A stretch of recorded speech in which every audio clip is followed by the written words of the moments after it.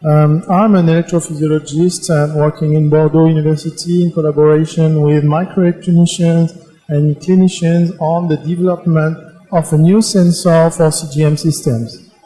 And the originality of our sensor is that it is a living sensor. It is a biosensor based on the best sensor that one can imagine, that is the pancreatic beta cells of the islets of languorens. Since these cells detect not only glucose, but also the other nutrients and hormonal signals, they integrate them with natural endogenous algorithms in order to precisely adapt insulin secretion dynamics to the real needs. And this is permitted by the electrical properties of these cells. In response to glucose and hormone, they generate the adapted electrical activity to trigger the adapted insulin secretion. And it is possible to record this electrical activity non-invasively with extracellular electrodes, as we have published and patented with microelectrode arrays. And our idea is to record this electrical activity, to analyze it in hard real time in order to drive an insulin pump more physiologically and without any other algorithms. We have published that these cells generate two different signals. The peaks that you can see here, that are the action potentials corresponding to the single cell activities, and the slow potentials representing the activity of all coupled beta cells within the islet. We have then made an electronic FPGA card that processes a hard real-time analysis of all these parameters.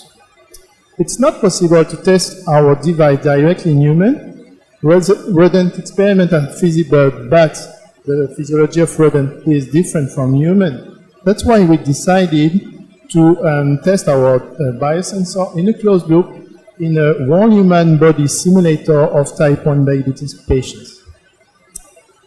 So now let's have a look at the data. We have first shown the stability of the recorded signals. Here is the percentage of islets corresponding electrically to glucose, and it is very stable over at least a month.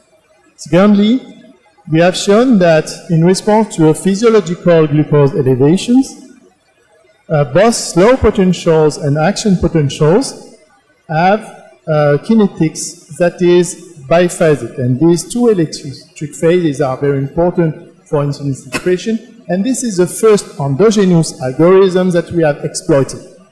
The other information here is when we look at the red traces corresponding to the online hard real-time analysis with the card, it is very close to the black curve corresponding to the offline analysis with a powerful commercial software. So that means that the hard real-time analysis works very well. The second endogenous algorithm that we have published and exploited is what we have called the hysteretic behavior of the islet. Briefly, it is a mechanism of protection against hypoglycemia encoded by the slow potential frequency. And this mechanism of protection provided by the islet is also observed in human in vivo when the C-peptide is measured. With all these electrophysiological data, we have then proceeded to the modeling of our biosensor, composed of the model of the electrical behavior of the cells on the electrode and a model of the real-time processing by the card. And this biosensor model was then introduced in a Python version of the UV Padova type 1 diabetes simulator, which is an FDA-approved simulator.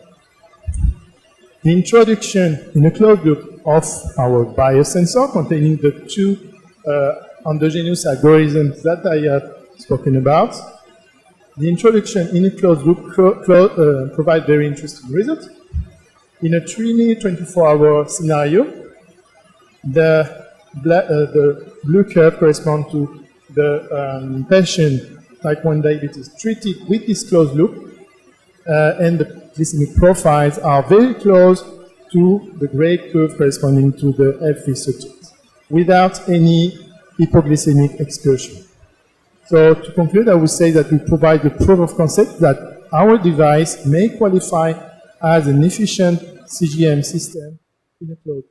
Many thanks for your attention.